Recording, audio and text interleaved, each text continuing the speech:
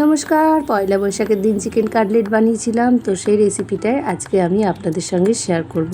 তো দেখতে থাকুন পুরো ভিডিওটা। তো আমি কাটলেটের জন্য প্রথমেই পুরো চিকেনের সলিড পিসগুলোকে এইভাবে শিলে মিহি করে বেটে নিয়েছিলাম।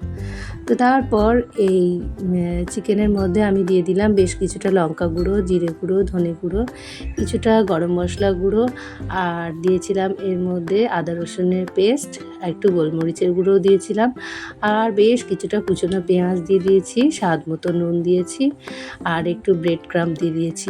তো তারপর একটা সেদ্ধ আলুকে এর মধ্যে দিয়ে ভালো করে পুরোটা মিশিয়ে নিয়েছি।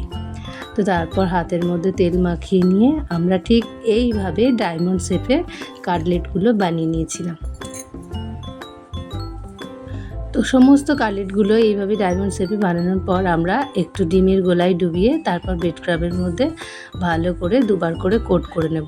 তো ওইগুলো যেহেতু ভিডিও করা হয়নি, তো তারপর আমি এগুলোকে তেলের মধ্যে ভেজে নিয়েছি। তো অনেকক্ষণ ধরে অল্প ডিমে আছে ভেজে নিয়েছি। তো তারপর গরম গরম স্যালাড আর সসের সঙ্গে আমরা এগুলো নিয়ে বসে পড়েছি খেতে। তো খেতে দারুণ হয়েছিল, অসাধারণ। তো তিনজনা মিলে একসঙ্গে খেতে বসে পড়েছি। তো আবার দেখা হচ্ছে নেক্সট কোনো ভিডিওতে। ততক্ষণের জন্য টাটা।